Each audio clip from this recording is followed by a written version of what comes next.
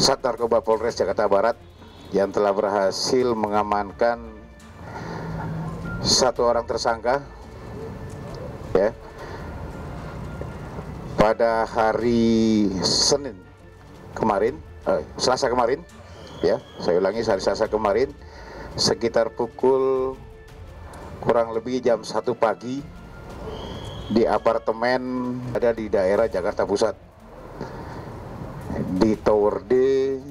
Berdasarkan informasi dari masyarakat bahwa sering ada kecurigaan masyarakat di tower tersebut ada pengguna narkotika. Kemudian dilakukan penyelidikan oleh Sat Narkoba Polres Jakarta Barat ya, dan kemudian setelah mendapat informasi yang jelas jam 1 pagi, kurang lebih jam 1 pagi langsung menggeledah salah satu kamar di apartemen tersebut. Pada saat penggeledahan ditemukan ada 4 orang di situ. Yang pertama inisialnya adalah LL alias AP.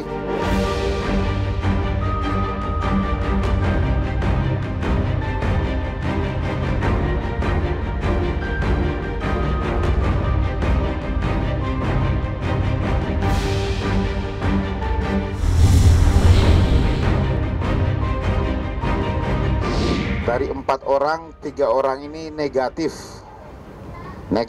kita jadikan saksi 3 orang ini. Yang satu LL ini adalah positif, sudah kita tetapkan sebagai tersangka. Kita kenakan di pasal 62 ya, Yunto 71 Undang-Undang nomor 5 tahun 97 tentang psikotropika. Ancamannya sekitar 4 tahun penjara.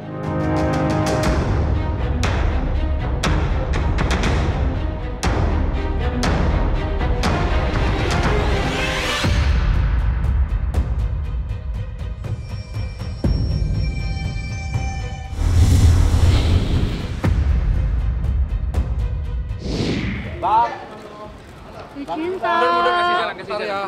Bentar ya. Mundur aja, mundur nggak apa-apa. Sambil jalan, sambil jalan. Ayo mas, aduh, bang, jalan dulu. Jalan dulu. Dadah.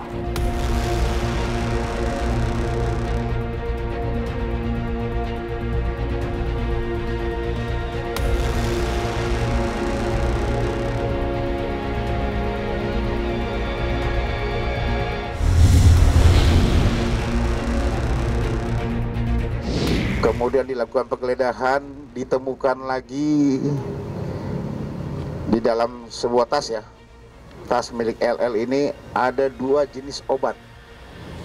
Yang pertama jenis obat tramadol, yang kedua jenis Riklona. Ya, ada 7 butir di situ.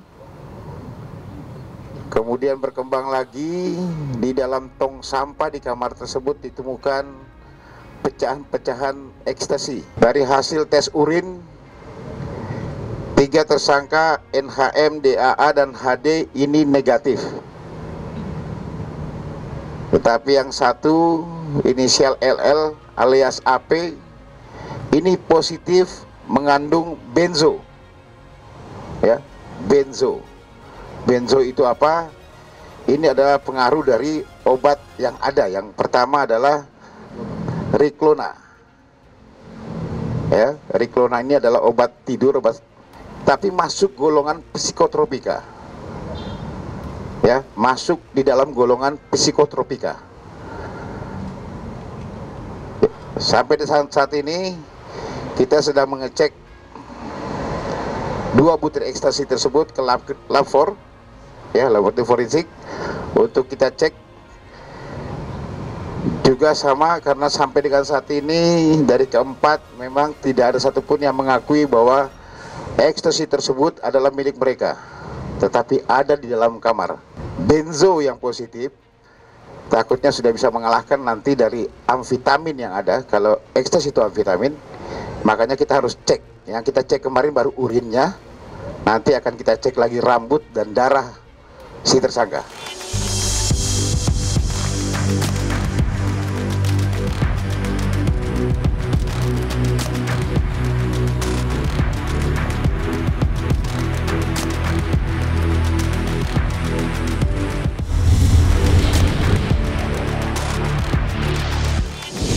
LL ini siapa? Ya memang betul LL ini adalah salah satu public figure. Mungkin teman-teman sudah tahu semuanya, ya. Bahkan dengan bercanda bertanya ke saya, kira-kira nanti kalau memang masuk sel yang mana? Di dalam KTP-nya tertera yang bersangkutan ini adalah perempuan, ya. Paspornya laki-laki. Ditahan di mana, sel laki atau sel perempuan, sementara akan kita taruh di ruangan khusus di Polda.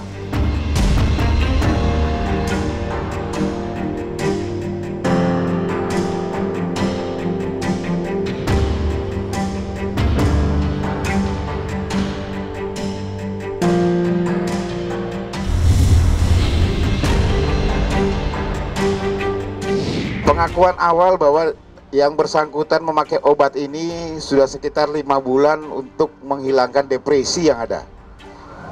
Ya, beliau merasa depresi, itu yang dia memang periksa ke salah satu dokter khususnya, ya, dokter pribadinya, bahwa dia minta obat ini.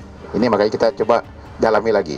Nah, ketika memang ada berita Lucinta ditangkap, aku langsung coba WhatsAppnya masih nyambung, tapi nggak ada balasan sampai saat ini. Terus yang kedua juga aku hubungin teman dekatnya juga, ada yang masih ada di Bali gitu. Pada kaget semua karena kan nggak nyangka ya, apalagi tiba-tiba di rumahnya ada ekstasi tuh, kita masih kayak masa sih, terus ekstasinya ada di tong sampah gitu. Mungkin kalau barang bukti yang ketahuan memang katanya kan di tasnya kalau menurut berita. Ya itu kan berarti kan memang mungkin dia memakai itu, kita nggak ada yang tahu karena kan selama ini Lucinta juga tidak pernah terbuka gitu. Saya sih nggak tahu pasti dia pakai enggaknya gitu, itu dengar-dengar saja gitu kan. Rumornya itu ya nggak menyaksikan sendiri. Sudah lama dulu saya pernah mendengar kalau dia meminum bukan menggunakan ya, saya statement itu dari seorang teman ya, seorang teman kerabat banyak yang bilang gitu, oh Lucinta Luna di sini menggunakan ini gitu aja.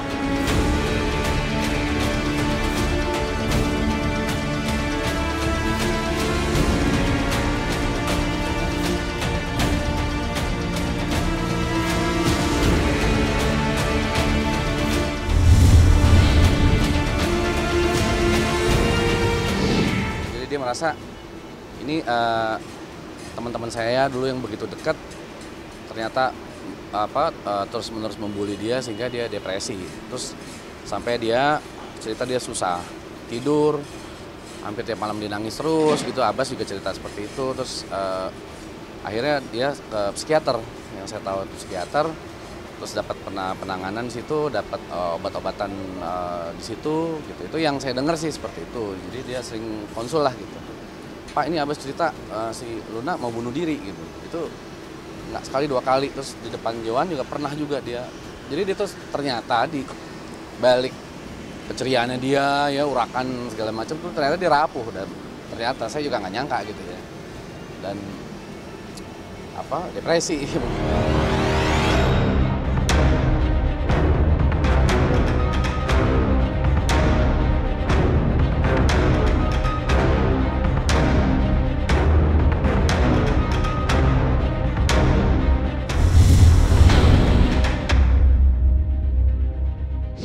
Itu ya sebenarnya baik gitu, tapi memang orangnya gimana ya, terlalu angkuh, sombong, dia terlalu halu, pokoknya tingkat tinggi kepedeannya ya. Setahu saya kita kan sering jalan bareng gitu, main gitu ya. Ada buka usaha juga, teman buka usaha dia ikut support gitu, sebaliknya juga. Jadi ada beberapa proyek yang barengan, jadi ya lumayan sering ketemu sama dia, dan dia beberapa kali dia cerita tentang ternyata dia tuh tertekan dengan pembulian dari beberapa, boleh dibilang mungkin tuh teman-teman dekat dia ya. Sawah ada Ya, untuk kemungkinan menjenguk. kita juga kasih support lah. Namanya dia lagi kena musibah, nggak mungkin dong kita mentertawakan dia. Iya. Kita kasih support supaya dia menasihati supaya dia menjadi lebih baik. Mudah-mudahan Iya. di dalam itu dia menjadikan kejadian ini menjadi pelajaran untuk dia Amin. menjadi lebih baik. Amin, Gitu. Kita amin, doakan, amin. kita doakan juga ya. Iya. Lucinta tuh sebenarnya kalau sama aku sih baik ya, dia sayang banget sama aku. Terus dia juga aku juga disiapin wig yang masih ada di rumahnya dia, di apartemennya dia masih ada 2, aku belum ambil. Terus sebetulnya kita juga janjian di minggu ini kita mau bikin collab vlog bareng.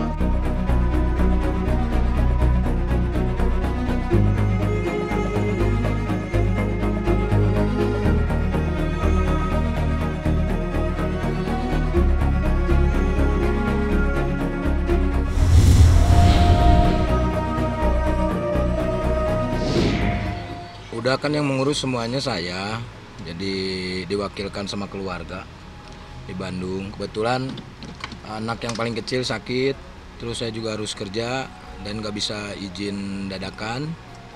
Jadi ya berdoa bisa di mana saja. Setiap hari juga kita berdoa kok. Iki lagi ada project juga, tapi tetap ngurusin. Iki yang beli buat Yasin dan yang lain-lain. Ya iyalah nanti anak-anak dan. Ya doa tentunya pasti dari siapapun doa itu ya, nggak perlu diminta juga, mungkin orang-orang berdoa gitu, termasuk saya juga ya, berdoa bisa tiap hari kok.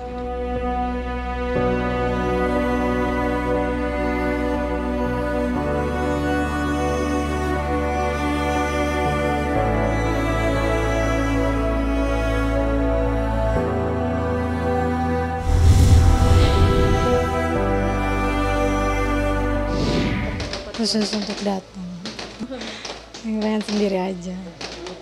Iya sebenarnya udah dari kemarin-kemarin kan pengen banget, cuman kebetulan kan 40 hari, ya udah mending pas 40 hari aja. Pasti kalau udah ingat nama mama, lihat foto mama pasti selalu teringat kejadian-kejadian waktu bercanda lah gitu kan, atau misalnya rencana-rencana kita lah, pasti kayak sakit hati lah gitu. Nyesek gitu. Dari awal sampai sekarang tetap doa Putri yang pastinya mama harus tenang di sana. Terus Teta yakin mama ditempatin yang benar-benar istimewa.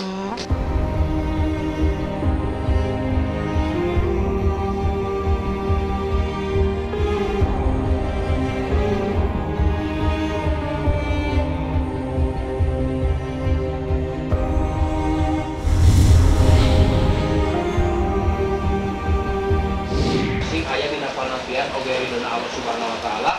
Bismillahirrahmanirrahim. Wa asyhadu Allahu akbar. Allahu akbar. Barusan beres mendoakan tahlil semuanya. Acaranya emang ada beberapa titik ya, di Sekalimus ada, tadi di tempat kelahiran saya, terus di Neptunus, di Jalan Margahayu juga ada, terus di Panyawangan ada, Cirebon ada, di Garut juga ada. Kemarin bilangnya Aiki mau datang, tapi mungkin hujan atau kendala apa, saya juga nggak tahu. Tapi yang tadi udah mewakili dari anak almarhumah Teh Putri.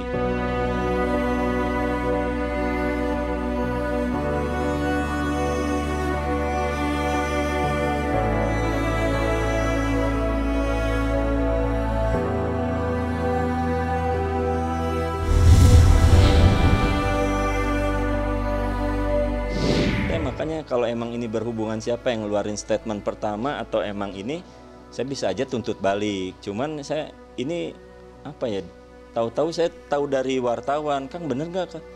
Aduh, akhirnya kan almarhumah harusnya udah tenang, harusnya udah beres masalah, ini masalah muncul lagi.